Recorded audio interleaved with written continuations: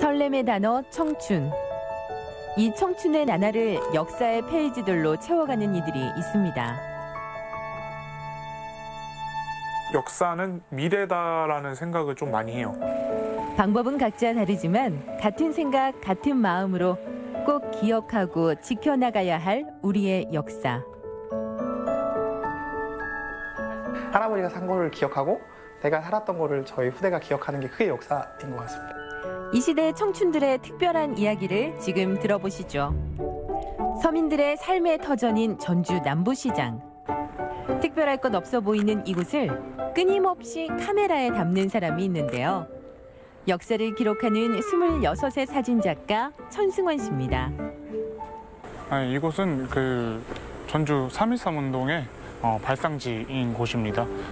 누군가에겐 평범한 공간이지만 100년 전 이곳엔 독립을 외치던 뜨거운 목소리가 울렸습니다.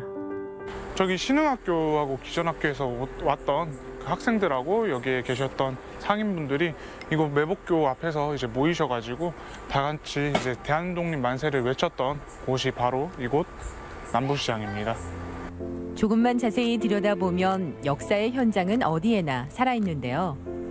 그의 카메라가 아픈 역사의 흔적으로 향하게 된 사연이 궁금해집니다.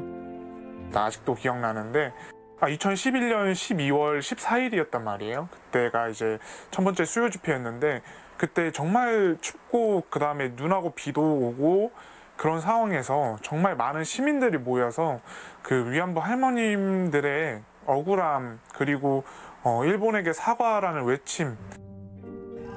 일본 정부에 고하라.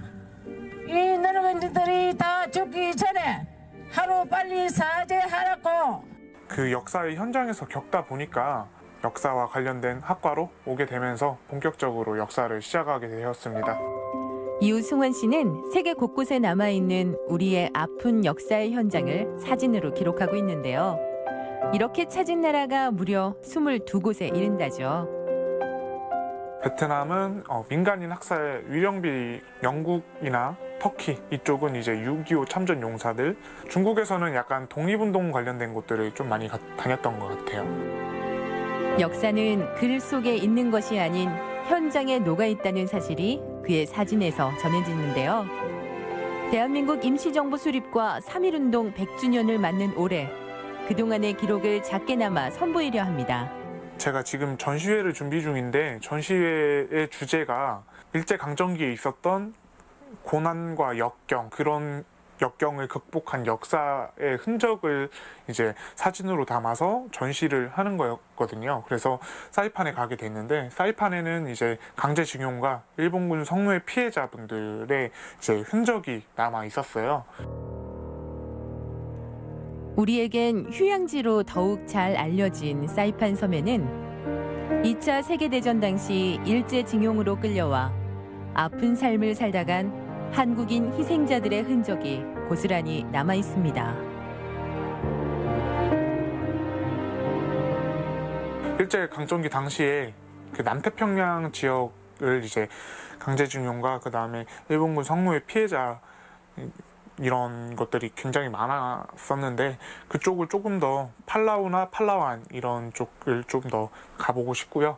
고려인들의 발자취를 조금 더 담아보고 싶기도 하고 앞으로도 이제 좀 역사와 관련된 곳들을 조금 더 세밀하게 집중적으로 들어가서 하나하나씩 주제를 잡아서 작업을 해보고 싶습니다.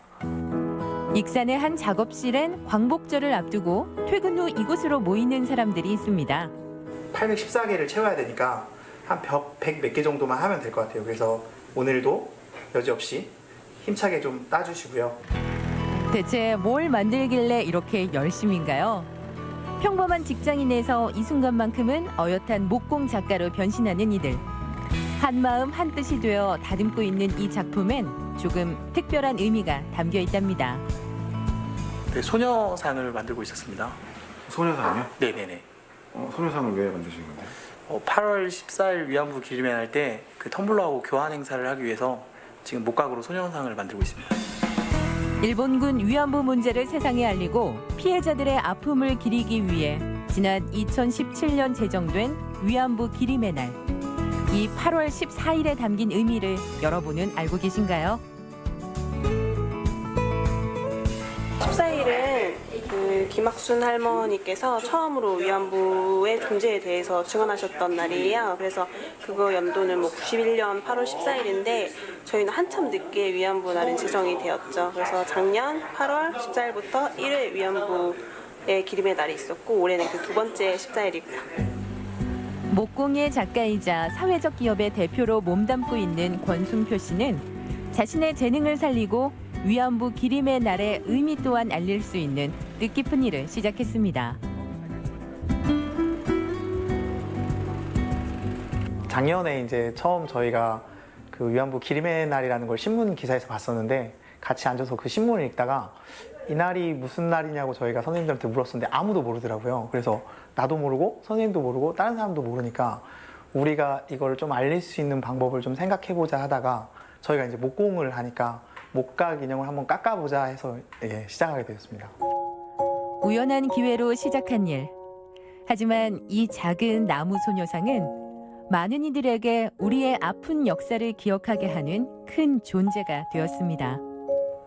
알림이 목적이기 때문에 판매는 하지 않고요. 지금은 안 쓰는 텀블러하고 교환을 하고 있습니다. 작년에는 무료로 배포를 했었는데 텀블러를 오히려 생활 쓰레기로 분류를 하고 있더라고요. 그래서 그거를 다시 좀 가치 있는 곳에 사용해보자 해서 교환을 하고 있습니다. 올해는. 과거가 아닌 지금도 계속되고 있는 우리의 역사를 지키는 일이기에 아무런 대가 없이 동참한 사람들. 초보 작가들의 노력이 모이고 모여 814개의 소녀상이 완성되어 갑니다. 단순히 내가 갖기 위해서 만드는 게 아니라 누군가에게 도움이 될 수 있고 되게 굉장히 의미 있는 뉴스에도 여러 가지 일본과 우리나라에 관계되었던 내용들이 많이 나오다 보니까 아픈 느낌?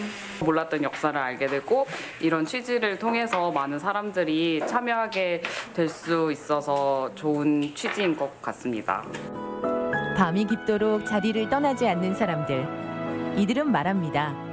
거창한 사명감까지는 아니어도 이 마음들이 모여 작은 날갯짓이라도 할 수 있길 말이죠. 이게 어떤 이슈가 있어야만이 생각을 하게 되잖아요. 근데 집 안에 가장 가까운 곳에 침대 머리맡에다 이렇게 놓음으로써 항상 그런 걸 생각하고 그분들이 겪은 아픔을 조금 더 공감할 수 있으면 좋겠다라는 생각을 합니다. 역사를 잊은 민족에게 미래는 없다고 했습니다. 아픈 역사를 잊지 않고 가슴에 새기는 일. 작은 움직임이 모여 큰 기적을 만들듯 우리의 역사는 우리가 먼저 기억해 주세요.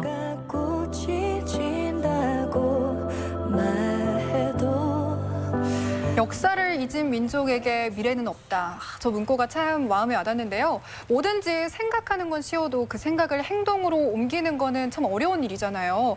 역사를 생각하는 마음 그리고 행동으로 옮긴 우리 청년들 대단하다는 생각이 듭니다. 네, 그리고 학생임에도 불구하고 세계 각국에 남아있는 우리의 아픈 역사를 사진으로 남기는 천승화 씨. 네. 이뻐. 그리고 칭찬해. 칭찬해. 네, 그동안 작업한 역사 사진을 사진전으로 다음 주 주말에 연다고 하니까요. 네. 이 방송을 보시는 많은 분들도 가셔서 함께 해주시기를 부탁드리겠습니다. 네, 또 빼앗긴 들에도 봄은 오는가라는 주제로 이 30여 개의 작품을 만날 수가 있다고 하거든요. 이 사진 함께 만나보면서 그때 의미를 되새겨보는 것도 좋을 것 같습니다. 네, 그리고 저는 참 부끄럽지만 네. 8월 15일이 강복절인 건 알고 있었는데 8월 14일이 위안부 기림의 날인 거는 몰랐거든요. 네.